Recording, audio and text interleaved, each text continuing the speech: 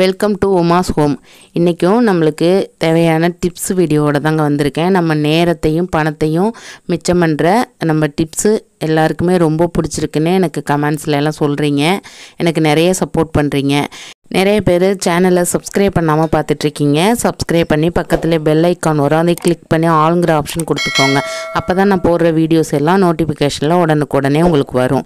இப்போ tip number 1, இது பார்த்திங்கன்னா உட்டில் இருக்கிற கிளிப்புங்க. இது துணி காய வைக்கிறதுக்கு நம்ம போடுற கிளிப்பு தான்.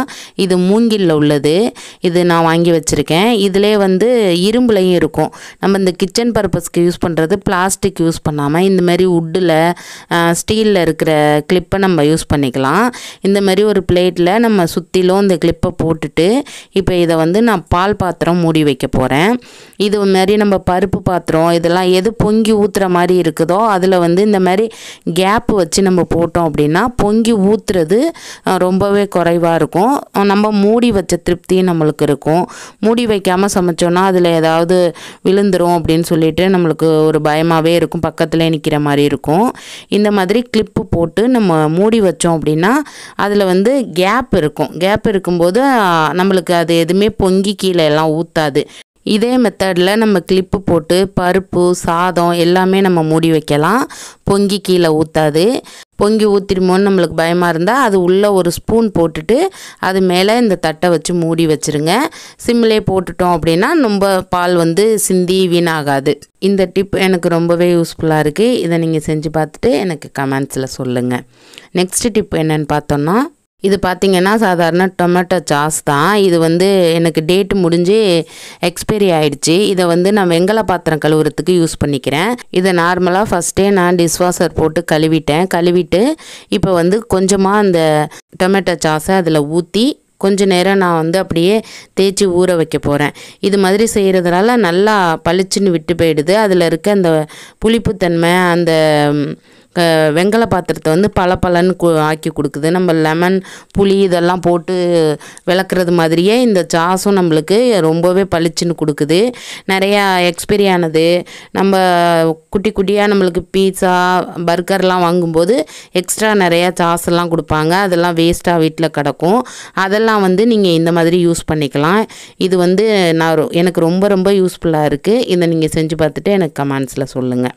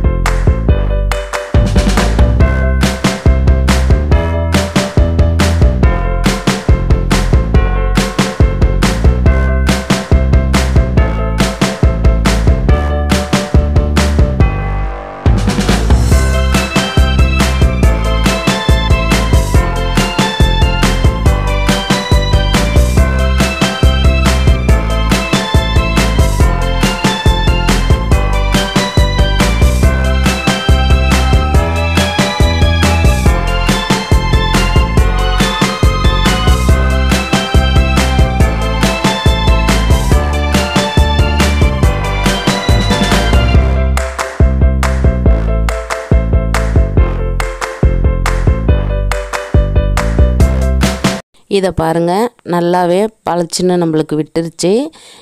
லேசாக நம்மளுக்கு அந்த கலர் எப்படி நம்ம விளக்கி வச்சோம்னாலும் வெங்கல பாத்திரம் கலர் டல்லாகிடும்.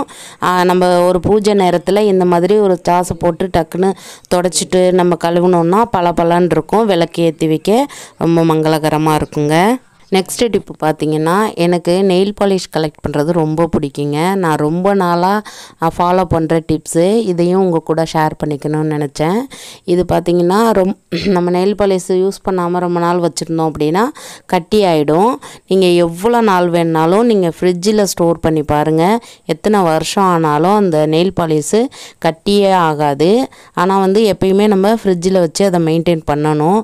நம்ம எடுத்து போடுறோம் அப்படின்னோம்னா எடுத்து போட்டுட்டு திரும்ப ஃப்ரிட்ஜில் இதுமாரி அழகாக ப்ராப்பராக அடுக்கி நம்ம மெயின்டைன் பண்ணோம் அப்படின்னா ரொம்ப நாளைக்கு அது அந்த பாட்டில் தீர்ந்து போகிற வரைக்குமே அது காஞ்சி போகாமல் நம்மளுக்கு லைஃப் கொடுக்குங்க. இந்த டிப்ஸையும் நீங்கள் ஃபாலோ பண்ணி பாருங்கள். பார்த்துட்டு எனக்கு கமெண்ட்ஸில் சொல்லுங்கள்.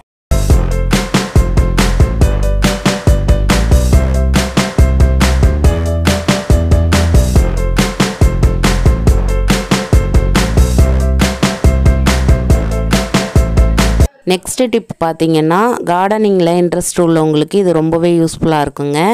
இது மாதிரி நான் செடி வைக்கிறதுக்கு தொட்டி வாங்கி வச்சுருக்கேன். இது பார்த்தீங்கன்னா, நான் டீ தூள் வந்து வடிகட்டிட்டு கலெக்ட் பண்ணுறது, இது ஆல்ரெடி நான் ஒரு வீடியோவில் சொல்லியிருப்பேன். அதை வந்து நான் ரொம்ப நாள் சேர்த்து வச்சுருந்த டீ தூள், ஆல்ரெடி நான் அதில் வந்து வெங்காயத்தோல், பூண்டு தோல், இஞ்சி தோல் செதுக்கிறது, இது எல்லாமே நான் வந்து கலெக்ட் பண்ணுவேன். கலெக்ட் பண்ணி இது மாதிரி லேயராக போட்டுருவேன். ஒரு டீ தூள்னா அடுத்தது வந்து இந்த மாதிரி பூண்டு தோல் இது மாதிரி போட்டுருவேன். போட்டுட்டு அது மேலே இது நான் ஊர்லேருந்து எடுத்துகிட்டு வந்த எருக்குப்பையில் இருந்த மண், நார்மலாக மணல், இந்த ரெட் கலரில் இருக்க மண், இதெல்லாம் நீங்கள் வந்து சேர்த்து வச்சு இது மாதிரி லேயராக போட்டு அது மேலே அப்பப்போ நம்ம தண்ணி தொளிச்சிட்டே இருக்கணும். அப்போ தான் அது மடித்து போகும். இதில் வந்து நான் முட்டை ஓடும் சேர்த்துக்கிறேன். முட்டை ஓடை நீங்கள் அப்படியே சேர்த்திங்க அப்படின்னா அது ரொம்ப சீக்கிரம் மக்காது. நான் இப்போ கம்மியாக இருக்குன்னு சொல்லிட்டு ஒரு கிண்ணத்தில் கலெக்ட் பண்ணியிருந்ததுலையே அப்படியே இந்த இடிகளில் வச்சு நல்லா நசுக்கிட்டு இந்த மாதிரி இன்னொரு லேயர் நான் முட்டை ஓடு சேர்த்துக்கிறேன். இதை வந்து நீங்கள் மிக்சியில் கூட ஒரு பல்ஸ் மோடில் ஒரு வாட்டி 2 வாட்டி அடித்து மாவாக்கி கூட நீங்கள் அது கூட சேர்த்துக்கலாம். இந்த மாதிரி வெங்காயத்தோல் அப்படின்னு சொல்லிட்டு லேயராக போட்டு அது ஒரு லேயர் இது போட்டிங்கன்னா ஒரு லேயர் மணல் போடுங்க, ஒரு லேயர் எருக்குப்பை போடுங்க, ஒரு லேயர் வந்து ரெட் கலர் மண் போடுங்க. இந்த மாதிரி மாற்றி போட்டு நம்ம வந்து தண்ணி தொளிச்சிக்கிட்டே இருந்தோம் அப்படின்னா சீக்கிரம் இது வந்து மக்கி போய் செடிக்கு சூப்பரான உரங்க. இதை வந்து நீங்கள் ரோஜா செடிக்கு இதுலேயே நம்ம கொஞ்சம் மண் எடுத்து செடியெல்லாம் நட்டு வச்சோம் அப்படின்னா நிறைய காய்க்கும். நல்லாவே இது வருது. எனக்கு வந்து இங்கே மண்ணில் எதுவும் வைக்க முடியாது, தொட்டியில் தான் வைக்கிறதுனால நான் இந்த மாதிரி ஃபாலோ பண்ணி என்னோடய செடியெல்லாம் வளர்த்துட்ருக்கேன். நான் அதை சீக்கிரமே நான் உங்களுக்கு ஒரு வீடியோவாக தனியாகவே தர்றேன். இது மாதிரி லேயராக போட்டு நம்ம தண்ணி வந்து 2 நாளைக்கு ஒரு தடவை தொளிச்சு விட்டோம் அப்படின்னா சீக்கிரமே இந்த வெங்காயத்தோல், பூண்டு தோலெல்லாம் மடித்து அப்படியே மண்ணோட மண்ணாக நம்மளுக்கு உரமாக கிடைக்குங்க. இதில் நீங்கள் செடி வச்சிங்கன்னா சூப்பராக இருக்கும் செடி. நெக்ஸ்ட் டிப் பார்த்திங்கன்னா, எல்லாருக்குமே இது ஒரு தலைவலியாக தாங்க இருக்கும். என்னென்னா, நம்ம புதுசாக வாங்கிட்டு வர தொடப்பத்தில் இந்த மாதிரி அந்த கோரையிலேருந்து தான் இது எடுக்கிறாங்க. அதில் ஒரு பூ மாதிரி கொட்டிக்கிட்டே இருக்கும். நம்ம வாங்கி ரொம்ப நாள் வரைக்கும் இது வந்து அப்படியே கொட்டிக்கிட்டே இருக்கும். நம்ம கூட்டுற குப்பையோட இதோட குப்பை தான் அதிகமாக இருக்கும்.